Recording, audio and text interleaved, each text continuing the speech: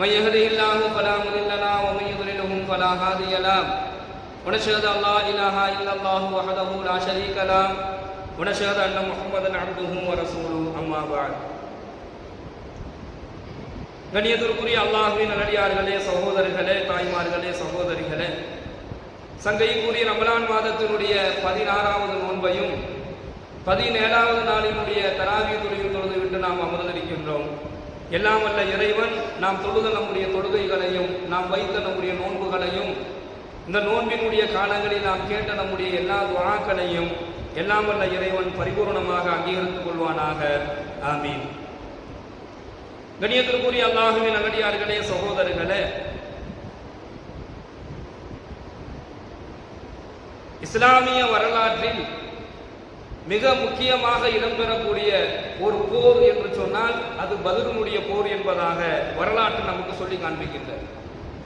ஆரம்ப காலகட்டத்தில் இந்த இஸ்லாம் வளர்வதற்காக வேண்டி பல வகையான போராட்டங்கள் அன்றைய காலகட்டத்தில் எல்லா நபிமார்களுக்கும் இருந்துச்சு. அதில் குறிப்பாக நபிகள் நாயகம் ஸல்லல்லாஹு அலைஹி வஸல்லம் அன்னவர்களுக்கு அதிகமாகவே இருந்த போராட்ட களங்கள். சில நபிமார்கள் எல்லாம் இந்த மக்களை என்னால் வழித்திருத்த முடியவில்லை, இந்த மக்களினுடைய பேச்சை கேட்க மாட்டேங்கிறாங்க, அதனால யாரெல்லாம் இந்த மக்கள் நீ அழிச்சுலாம் துவா செஞ்சிருக்கிறாங்க. சில நபிமார்கள் இவங்கெல்லாம் திருந்த மாட்டாங்க, இவங்களெல்லாம் இதுக்கு மேலே எங்களால் ஒன்றும் பண்ண முடியாது, நீ அழிச்சிடுறா அல்லாஹ்லாம் துவா கேட்டிருக்கிறாங்க. அது போன்று அல்லாஹும் அவங்களை என்ன செஞ்சிருக்கான், அழித்திருக்கிறான் என்பதாக வரலாறு இருக்கு. நெருப்பை கொண்டு அழித்ததை அல்லாஹ் குர்ஆன்ல பதிவு செய்கிறான். தண்ணீரை கொண்டு, பெரும் கொண்ட சுனாமியை கொண்டு அழித்ததனுடைய வரலாறுகள்லாம் சொல்லப்படுது. ஆனால் கடுமையான போராட்டம், கடுமையான நெருக்கடி, துன்பங்கள் எது ஏற்பட்டாலும் அல்லாஹ்வுடைய தூதர் ஸல்லல்லாஹு அலைஹி வஸல்லம் அன்னவர்கள் ஒருபோதும் அத்தகைய ஒரு வார்த்தையை சொன்னதில்லை. எத்தனையோ விதமான போராட்டங்களை சந்திச்சுதான் பெருமானார் ஸல்லல்லாஹு அலைஹி வஸல்லம் அன்னவர்கள் இந்த தீனுல் இஸ்லாத்தை இந்த உலகத்திற்கு அவர்கள் நிலைநாட்டினார்கள். என்று உலகம் முழுவதும் இஸ்லாம் பரவி இருக்கிறத நம்ம பார்க்கிறோம். கொஞ்ச நெஞ்ச வருஷம் அல்ல, 1446வது வருடங்களை கடந்து இன்று வரையிலும் இந்த இஸ்லாம் மிக தெளிவான ஒரு மார்க்கம், இந்த இஸ்லாம் ஒரு உயர்வானது என்பதாக சொல்லப்படுகிறது. இன்னும் சாரசாரையாக மக்கள் கூட்டம் கூட்டமாக இஸ்லாத்தின் பக்கம் விரைந்து வருகின்றார்கள். இன்று வரையிலும் அந்த அல்லாஹ்வுடைய தூதர் என்ன சொன்னார்களோ அந்த வழியை பின்பற்றக்கூடியவர்களாக, அவர்கள் மீது உயிரை வைத்திருக்கக்கூடியவர்களாக நாம் இருக்கிறோம் என்று சொன்னால் பெருமானார் ஸல்லல்லாஹு அலைஹி வஸல்லம் அன்னவருடைய ஒரு போராட்டமும் அவர்களுடைய துஆவும் மிக முக்கியமானதாக நம்ம பார்க்கிறோம். அப்ப இஸ்லாமிய வரலாற்றில் மிக முக்கியமானது இந்த பத்ரு போர். அருமையான சகோதரர்களே, இந்த பத்ரு போர்க்களத்தில் கலந்து கொண்ட சஹாபாக்கள் இருக்கிறாங்கல்ல, எத்தனையோ போர் நடந்திருக்கு. ஆனால் அல்லாஹ் பத்ருனுடைய போரை குறிப்பாக சொல்லி இந்த பத்ருனுடைய போர்க்களத்தில் கலந்து கொண்ட இந்த சஹாபாக்களை பற்றி அல்லாஹ் கூறும் பொழுது அவர்கள் உயர்ந்த அந்தஸ்தை பெற்றவர்கள் என்பதாக பெருமானார் ஸல்லல்லாஹு அலைஹி வஸல்லம் சொல்றாங்க. அல்லாஹ்வும் பதிவு செய்யறான், அவர்கள் உயர்ந்த அந்தஸ்தை பெற்றவர்கள். நபி ஸல்லல்லாஹு அலைஹி வஸல்லம் கூறுறாங்க, பத்ருனுடைய போர்க்களத்தில் கலந்து கொண்டவர்களுடைய பாவங்கள் அனைத்தும் மன்னிக்கப்பட்டு விட்டன என்பதாக சொல்றாங்க. பத்ரு போர்க்களத்தில் யாரெல்லாம் கலந்துக்கிட்டாங்களோ, கலந்து கொண்ட அந்த சஹாபாக்களுடைய அத்துணை பாவங்களும், அவர் என்ன வேணாலும் பாவத்தை செஞ்சிருக்கட்டும், அவர் எவ்வளவு பெரிய பாவத்தை வேணாலும் செஞ்சிருக்கட்டும், பத்ரு களத்துக்குள்ள வந்துட்டாரா, பத்ரு போர்க்களத்தில் கலந்துக்கிட்டாரா, அதுல ஒரு ஆளா இருந்துட்டாரா, அவருடைய பாவங்கள் மன்னிக்கப்பட்டுருச்சு. அல்லாஹ் முழுமையாக மன்னித்து விட்டான் என்பதாக ஸல்லல்லாஹு அலைஹி வஸல்லம் சொல்றாங்க. அதே போன்று யார் பத்ருனுடைய போர்க்களத்தில் கலந்துக்கிட்டாங்களோ, சஹாபாக்கள்ல யாரெல்லாம் பத்ருனுடைய போர்க்களத்தில் கலந்துக்கிட்டாங்களோ அவர்கள் அனைவர்களையுமே அல்லாஹ் கவனித்து விட்டான் என்ற செய்தியினுடைய விரிவாக்கம் என்ன அப்படின்னு சொன்னா, அதுக்கு பிறகு அல்லாஹ் சொல்றா, நீங்கள் விரும்பியதை செய்து கொள்ளுங்கள், நிச்சயமாக நான் உங்களை மன்னித்து விட்டேன் என்பதாக அல்லாஹ் கூறிவிட்டான் என்று ஸல்லல்லாஹு அலைஹி வஸல்லம் சொல்லக்கூடிய செய்தி புகாரில 3007வது ஹதீஸாக இடம்பெறுவதை நம்ம பார்க்கிறோம். அந்த பத்ருனுடைய போர்க்களத்தில் கலந்து கொண்ட சஹாபாக்கள் விரும்பி எதை செஞ்சுக்கணும், அவங்க அந்த போர்க்களத்தில் கலந்துக்கிட்டாங்கல்ல, அதுக்கு பிறகு அவங்க எத்தனை வருடம் வாழ்றாங்களோ, 10 வருடம் வாழ்றாரோ, 5 வருஷம் வாழ்றாரோ, 2 வருஷம் வாழ்றாரோ, அவர் மனசுக்கு என்ன செய்யுது, என்ன தோணுது, அதை அவர் செஞ்சுக்கட்டும்.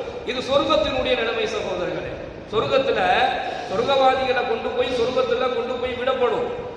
சொர்க்கம் என்பதாக தீர்ப்பளித்த உடனே சொர்க்கவாதிகள் சொர்க்கத்துக்கு போயிடுவாங்களான்னு சொன்னா போக மாட்டாங்க, தீர்ப்பு அளிச்சிருவான் அல்லாஹ். அல்லாஹ்வினுடைய அரிசில இருந்து திருப்பு வெளியாயிடும். இந்த கூட்டம் எல்லாம் நீங்கெல்லாம் சொர்க்கவாதிகள், நீங்கெல்லாம் சொர்க்கத்துக்கு போங்க அப்படின்னு அல்லாஹ் சொல்லுவான். அந்த சொர்க்கவாதிகள்லாம் போவாங்களான்னு சொன்னா போக மாட்டாங்க, அங்கேயே நிற்பாங்க. நரகவாதிகள் நீங்களாம் நரகத்துக்கு போங்க திருப்பளிக்கப்படும். நரகவாதிகளும் போக மாட்டாங்க, அவங்களாம் அங்கேயே நிற்பாங்க. நரகவாதிகள் போகாம இருக்கிறதுக்கு 1000 காரணம் இருக்கும். அது நெருப்புல போட்டு முக்குவாங்க, அங்க பல விதமான தண்டனைகள் அங்க கொடுக்கப்படும். அதனால அந்த தண்டனைக்கு அந்த வேதனைக்கு பயந்துகிட்டு நரகவாதிகள் நிக்கிறாங்கன்னா அதுல அர்த்தம் இருக்குது. ஆனால் சொர்க்கவாதிகள் ஏன் போக மாட்டேங்கிறாங்க? அவங்களுக்கு தான் அல்லாஹ் சொர்க்கத்தை சொல்லிட்டானே, சொர்க்கவாதிகள் போக வேண்டியதானே, ஏன் போக மாட்டேங்கிறாங்கன்னு சொன்னா அந்த சொர்க்கவாதிகள் சொல்லுவாங்களா, யா அல்லாஹ் நான் உன்னை பார்த்து கொண்டே நாங்கள் நின்று கொண்டிருக்கிறோம். அல்லாஹ்வினுடைய அந்த பிரகாசம், அல்லாஹ்வினுடைய அந்த ஒளி, அல்லாஹ்வினுடைய அந்த நூர் அவ்வளவு உயர்வானதாக இருக்கும். அதுக்கு பிறகு மலக்குமார்களை அழைத்து சொர்க்கத்திற்கு இவர்களை இழுத்து செல்லுங்கள் என்பதாக சொல்லப்படும். சொர்க்கவாதிகளை சொர்க்கத்திற்கு அந்த மலக்கு என்ன செய்வாங்க, இழுத்து கொண்டு போய் உள்ள தள்ளி விடுவாங்க. அதுதான் அவர்களுக்கு சொர்க்கம். இந்த சொர்க்கத்தில் இருக்கக்கூடிய சொர்க்கவாதியுடைய அந்தஸ்து என்ன தெரியுமா? அவர் விரும்பியதை செஞ்சுக்கலாம். சொர்க்கத்துக்குள்ள கட்டுப்பாடே கிடையாது, இப்படிதான் இருக்கணும், அந்த மாதிரி இருக்கக்கூடாது, இந்த மாதிரி இருக்கணும், இந்த மாதிரி இருக்கக்கூடாது என்கின்ற எந்த கட்டுப்பாடுமே கிடையாது. சொர்க்கத்துக்குள்ள அவர் போயிட்டாருன்னா அவர் என்ன வேணாலும் செஞ்சுக்கலாம், அவர் என்ன விரும்புறாரோ செஞ்சுக்கலாம், அவர் என்ன சாப்பிடணும்னு ஆசைப்படுறாரோ சாப்பிடலாம், எல்லாமே அவருக்கு கிடைக்கும். எல்லாமே எதெல்லாம் அல்லாஹ் இந்த உலகத்துல வாழும் பொழுது ஹராமாக தடை செஞ்சானோ அது அனைத்துமே சொர்க்கவாதிகளுக்கு ஹலாலாக ஆக்கப்படும். அப்ப சொர்க்கவாதிகளுக்கு தான் இந்த அந்தஸ்து அல்லாஹ் சொல்றான். சொர்க்கவாதிகள் சொர்க்கத்துக்குள்ள போனோம்னா விரும்பியதை செஞ்சுக்கட்டும் சொல்லி அத்தகைய அந்தஸ்தை ரப்புல் ஆலமீன் இந்த பத்ரு சஹாபாக்களுக்கு கொடுக்குறான். பத்ரு சஹாபாக்களுக்கு இந்த அந்தஸ்து அல்லாஹ் கொடுக்கிறான். அவர்கள் விரும்பியதை, நீங்கள் விரும்பியதை செய்யுங்கள், நிச்சயமாக நான் மன்னித்து விட்டேன் என்பதாக அல்லாஹ் கூறியதை ஸல்லல்லாஹு அலைஹி வஸல்லம் சொல்லக்கூடிய அந்த ஒரு செய்தியை நம்ம பார்க்கிறோம். கண்ணியமிக்க அல்லாஹ்வின் நல்லடியார்களே, சகோதரர்களே, அத்தகைய பத்ரு சஹாபாக்கள், அந்த பத்ரு போர்க்களத்தில் கலந்து கொண்ட அந்த சஹாபாக்கள் ஆக உயர்ந்தவங்க, ஆக சிறந்தவர்கள். அவர்களுடைய அந்தஸ்து மிக உயர்ந்ததாக நாம் இந்த எல்லா மலக்குகளும் அல்லாஹ்விடத்துல சிறந்த அந்தஸ்தை பெற்றவங்களா அப்படின்னு சொன்னா கிடையாது. இதுல அல்லாஹ் என்ன யார சொல்றான் அப்படின்னு சொன்னா, இந்த பத்ருடைய போர்க்களத்துல சஹாபாக்களுக்கு உதவுவதற்காக வேண்டி அல்லாஹ் மலக்குகளை அனுப்பி வச்சான். அந்த பத்ருடைய போர்க்களத்தில் கலந்து கொண்ட மலக்குமார்கள் மட்டுமே சிறந்தவர்கள் என்பதாக அல்லாஹ் சொல்றான். யாரெல்லாம் பத்ருடைய போர்க்களத்தில் போய் போர் செஞ்சீங்களோ அந்த மலக்குகளில் சிறந்தவர்கள், அதே போன்று மனிதர்களில் சிறந்தவர்கள் பத்ரு சஹாபாக்கள். பத்ருடைய போர்க்களத்தில் கலந்து கொண்டவர்கள் மனிதர்களில் சிறந்தவர்கள் என்பதாக ஜிப்ரீல் அலைஹிஸ்ஸலாம் அவர்கள் கூறுகின்றார்கள். சொர்க்கவாசிகள் என நபி அவர்கள் கூறிய பத்ரு சஹாபாக்கள் மொத்தம் 313 நபர்கள், 313 பேரு. இந்த 313 சஹாபாக்கள் இவர்களுடைய அந்த பத்ருடைய போர்க்களத்தில் அல்லாஹ் இவருக்கு வழங்கிய உதவிகள், முஸ்லிம்களிலே இவர்கள் சிறந்தவர்கள் என்பதாக சொல்லப்படக்கூடிய அந்த செய்தியை நாம் பார்க்கும் பொழுது, ஹிஜ்ரி 2ஆம் ஆண்டு ரமலான் மாதம் 17வது நாள் கிபி 624 அன்றுதான் இந்த போர் நடைபெறது. 313 சஹாபாக்கள் இதில் கலந்துக்கிறாங்க. 2 குதிரை தான் இருக்குது, 70 ஒட்டகம் அவங்க கையில் இருக்குது. இதுதான் அந்த போர்க்களத்திற்கு சஹாபாக்கள் கொண்டு போயிருக்கக்கூடிய ஆயுதங்கள். 313 நபர்கள், 2 குதிரை, 70 ஒட்டகம். ஆனால் ஆப்போசிட்ல இருக்கக்கூடிய எதிரிகளை நம்ம எடுத்து பார்த்தோம் அப்படின்னு சொன்னா 1000 வீரர்கள் இருக்கிறாங்க. அவர்கள் 1000 வீரர்கள், 100 குதிரைகள். அந்த குதிரைகள் ஒவ்வொன்றுமே ரொம்ப திடகாத்திரமான 100 குதிரைகள். அவர்களுக்கு பாதுகாப்பு தரக்கூடிய கவச ஆடைகள் அவர்களுக்கு கொடுக்கப்பட்டிருக்கு. இப்ப இந்த போர்க்களத்தில் அபூஜஹல் உட்பட 70 பேர் கொல்லப்படுறாங்க. அபூஜஹல் தான் பெரிய தலைவரே. இந்த பத்ருடைய போர்க்களம் ஆரம்பம் ஆவதற்கும் சரி, பெருமானார் ஸல்லல்லாஹு அலைஹி வஸல்லம் அன்னவர்களை கொலை செய்யணும், இந்த ஏகத்துவ இஸ்லாத்தை பரப்பக்கூடாது, இந்த இஸ்லாத்தை இதோடு ஒரேடியாக அழிச்சிடணும், அல்லாஹ்வுடைய தூதரையும் என்ன செஞ்சிடணும், அழித்து விட வேண்டும் என்பதாக சொன்ன தலைவர்களையே அபூஜஹல் தான் முதன்மையானவன். இந்த போரை நடத்தியே ஆகணும் என்பதாக தந்திரமான முறையில் இந்த போரை ஏற்பாடு செய்தவனும் அவன் தான். அத்தகைய அபூஜஹல் உட்பட 70 எதிரிப்படையில் 70 பேர்கள் கொல்லப்பட்டார்கள். அந்த 70 பேர்கள் கைதிகளாக பிடிபட்டார்கள் என்பதாக நம்ம பார்க்கிறோம். இதுல கலந்து கொண்ட 313 சஹாபாக்கள்ல 14 சஹாபாக்கள் ஷஹீதாக ஆனாங்க. இந்த போர்க்களத்தில் இந்த போர் வெற்றி அடைஞ்சு இஸ்லாத்திற்கு கிடைத்த மிகப்பெரிய வெற்றி. இதுல 14 சஹாபாக்கள் ஷஹீதாக ஆனாங்க. இந்த போர்க்களத்தில் அல்லாஹ்வுடைய உதவி என்பதாக எதை அல்லாஹ் முன்னிறுத்துறான் அப்படின்னு சொன்னா, சஹாபாக்கள் சொல்றாங்க, பதில் போர்க்களத்தில் கலந்து கொண்ட சஹாபாக்கள் சொல்றாங்க, நாங்க போர் செஞ்சுக்கிட்டு இருந்தோம். நாங்க போர் செஞ்சுட்டு இருக்கும் பொழுது எதிரிகளுடைய தாக்குதல் ரொம்ப கடுமையா இருந்துச்சு. ஏன்னா ரொம்ப குறைவானதானே, 2 குதிரை தான். 2 குதிரையில எத்தனை பேர் ஏறி போக முடியும்? 2 குதிரையை வச்சுக்கிட்டு 313 பேர்ல எப்படி போர் செய்ய முடியும்? அப்ப குதிரை 2 தான். அது சுடக்கூடிய பாலைவன மண்ணு. சஹாபாக்கள் நோன்பு வச்சிருக்கிறாங்க. நோன்பு வச்ச நிலையில இந்த போர் நடக்குது. அப்போ இந்த நிலையில அவர்கள் போய் அந்த எதிரிகளை ரொம்ப தாக்கி போராடி கொண்டிருக்கும் பொழுது அது அந்த அந்த சஹாபாக்கள் சொல்றாங்க, நாங்கள் எதிரிகளை தாக்கும் பொழுது எங்களுக்கு முன்னால் ஒரு வாள் அவர்களை கண்களுக்கு தெரியாமல் கண்ணுக்கு தெரியாமல் யாரோ ஒருவர் அந்த எதிரியை தாக்குவதை நாங்கள் உணர்ந்தோம் என்பதாக சஹாபாக்கள் சொல்றாங்க. நாங்க தாக்க போறோம், எதிரிகளை நாங்க தாக்க போறதுக்கு முன்னாடி எங்களுக்கு முன்னாடி யாரோ ஒருத்தர் தாக்குறார், எங்க கண்ணுக்கெல்லாம் தெரியல. ஒரு வாளினுடைய சத்தம் கேட்குது, அந்த வாள் எங்க கண்ணுக்கு தெரியல. குதிரையினுடைய சத்தம் கேட்குது, அந்த குதிரையினுடைய சத்தமும் எங்களுக்கு கேட்கல. அப்ப எதிரிகளை வேற யாரோ தாக்குறாங்க அப்படின்னு சொல்லி சஹாபாக்கள் சொல்றாங்க. அந்த போர்க்களத்தில் இருக்கக்கூடிய எதிரிகளில் இருக்கக்கூடியவங்க சொல்றாங்க, இந்த 313 நபர்கள்ல இருக்கக்கூடிய ஆட்களை போன்று இந்த போர்க்களத்தில் என்னோடு சண்டையிட்ட நபரை நான் பார்த்ததில்லைன்னு சொல்லி சொல்றாரு. 310 பேர் அங்க நிக்கிறாங்கல்ல, அதுல உள்ள ஆள் மாதிரி தெரியல. என்கிட்ட சண்டை போட ஒரு ஆள் வந்தாரு, அதுல உள்ள ஆள் மாதிரி தெரியல. அவருடைய உருவமும் தோற்றமும் ரொம்ப பயங்கரமாக இருந்தது என்பதாக எதிரிப்படையில் இருக்கக்கூடியவர்களும் சொல்றாங்க. அப்ப அல்லாஹ் குர்ஆன்ல ஊர்ஜிதப்படுத்திட்டா, மலக்குமார்களை கொண்டு இந்த பத்ருடைய போர்க்களத்துல எல்லாம் வல்ல இறைவன் அந்த பத்ரு சஹாபாக்களுக்கு அல்லாஹ் உதவி செய்தான் என்பதாக சொல்லப்படுது. இந்த போர் ஆரம்பிக்கிறதுக்கு முன்னாடி ஸல்லல்லாஹு அலைஹி வஸல்லம் அன்னவர்கள் சஹாபாக்களை எல்லாம் அழைச்சு கேட்கிறாங்க, என் அருமை சஹாபாக்களே, இப்போ இந்த போரை நம்ம செஞ்சுதான் ஆகணும். இதுதான் இஸ்லாத்துல முதல் போர். அந்த 313 பேரும் கொல்லப்பட்டுட்டாங்கன்னா இஸ்லாம் முடிஞ்சு இல்ல, அந்த ஒரு நிலைமை. இந்த போரை செஞ்சுதான் ஆகணும். ஆனா நம்மள்கிட்ட போதுமான எந்த விதமான வசதியும் கிடையாது. போர் செய்வதற்கு உண்டான ஆயுதங்கள் இல்ல, போர் செய்வதற்கு உண்டான ஒரு கவச உடைகள் இல்ல, கேடயங்கள் இல்ல, குதிரைகள் இல்ல, வாளி இல்ல அப்படின்னு சொல்லி சஹாபாக்கள்கிட்ட ஒரு ஆலோசனையை மேற்கொள்றாங்க. இப்போ இந்த ஆலோசனை செஞ்சுக்கிட்டு இருக்கும் பொழுது ஹஸரத்னா ஸஅத் இப்னு முஆத் ரலியல்லாஹு அவர்கள் அல்லாஹ்வுடைய தூதரை பார்த்து சொல்றாங்க, அல்லாஹ்வுடைய தூதரே, நீங்க எதை பத்தியுமே நீங்க கவலைப்படாதீங்க. நீங்கள் ஒரு சமுத்திரத்தில் நீங்கள் குதித்து விடுங்கள் என்பதாக சொன்னாலும் நாங்கள் ஏன் எதற்கு என்பதாக எந்த கேள்வியும் கேட்காமல் நாங்கள் குதித்து விடுவோம். நீங்கள் சொன்ன வார்த்தைக்கு நாங்கள் ஒருபோதும் மாற்று செய்ய மாட்டோம். அதனால நீங்க கவலைப்படாதீங்க யா ரசூலல்லாஹ், இதில் இருக்கக்கூடிய ஒருவர் கூட என்ன செஞ்சிட மாட்டோம், இந்த போர்க்களத்திலிருந்து நாங்கள் பின்வாங்க மாட்டோம். அதனால நீங்க கவலைப்படாதீங்க, நாங்க போர்க்களத்துக்கு தயாராக வருகிறோம் என்பதாக வெறும் 313 சஹாபா பெருமக்கள் இந்த தீனுல் இஸ்லாத்தை நிலைநிறுத்துவதற்காக வேண்டி, அல்லாஹ்விற்காக வேண்டி தன்னுடைய உயிரை துச்சமாக தூக்கி எறிந்து தியாகம் செய்வதற்கு முன் வந்து அந்த போரை செய்த அந்த போர்க்களத்தில் 14 சஹாபாக்கள் ஷஹீதானார்கள் என்பதாக வரலாற்றில் நாம் பார்க்கின்றோம். அருமையான சகோதரர்களே, இந்த போருக்கு பிறகு ஒரு செய்தி, ஹஸரத்னா ஹாத்திப் பின் அபி பல்தா ரலியல்லாஹு தஆலா அன்ஹு என்று சொல்லக்கூடிய ஒரு சஹாபி.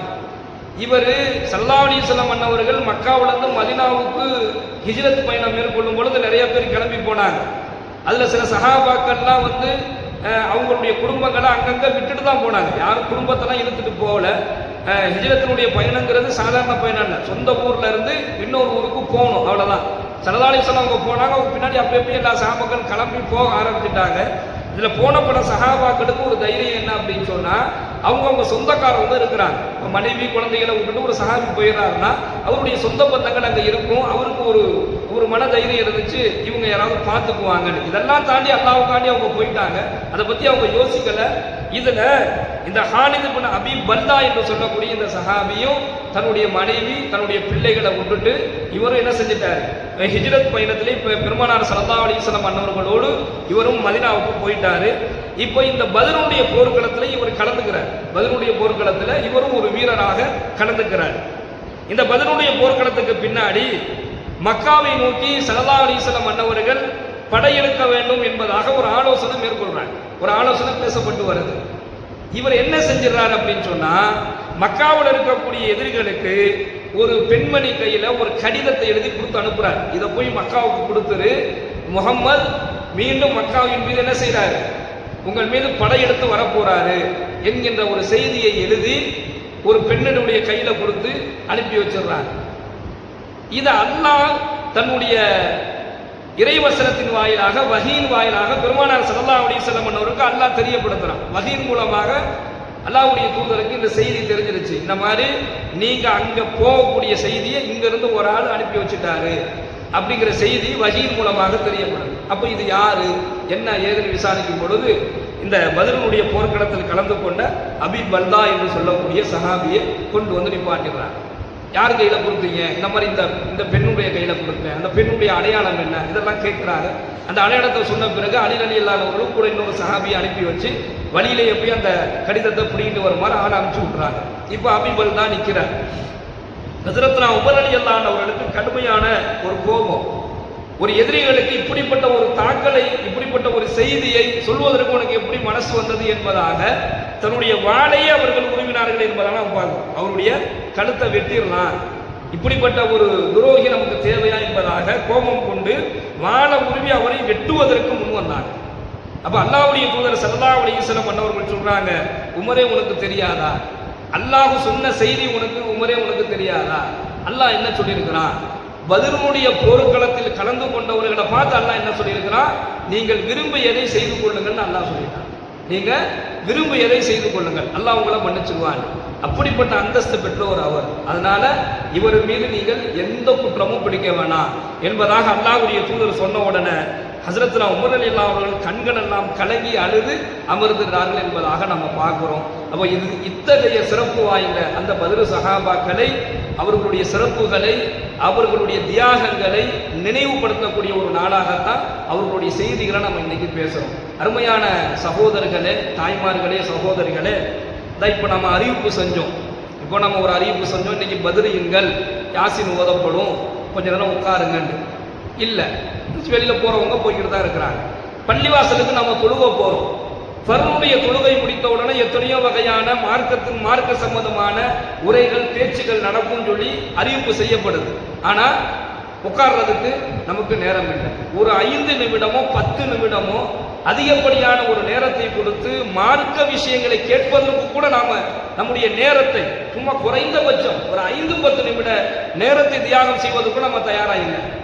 ஆனால் அந்த சஹாபாக்கள் தன்னுடைய உயிரையே தியாகம் செய்திருக்கிறார். அதே போன்று தாய்மார்கள், பெண்களை நாம் எடுத்துக்கலாம். எத்தனையோ இடங்கள்ல போய் எவ்வளவோ நேரம் என்ன செய்யறோம், நம்ம கால் கடுக்க நிற்கிறோம். ஒரு துணி எடுக்க போனா எவ்வளவோ நேரம், ஒரு நாள் முழுவதும் துணி எடுக்கக்கூடிய பெண்களை நம்மளால பார்க்க முடியும்.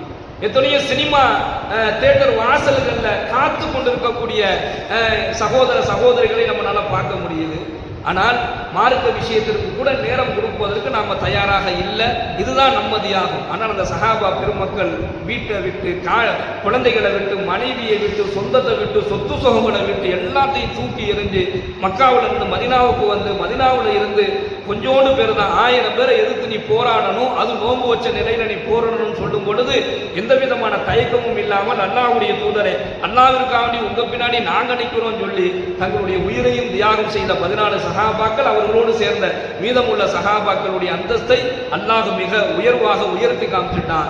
அல்லாஹ்விற்காக வேண்டி நாம ஒரு தியாகத்தை செஞ்சோம்னா அல்லாஹ் நம்முடைய அந்தஸ்துகளை உயர்த்துவான் என்பது இந்த வரலாறு நமக்கு சொல்லக்கூடிய செய்தியாக நாம பார்க்கிறோம். அத்தகைய அந்த பத்ரு சஹாபாக்களுடைய பெயரால் ஒரு யாசின் பொழுது ஓதப்படும், அதுக்கு பிறகு துவா செய்யப்படும் இன்ஷா அல்லாஹ்.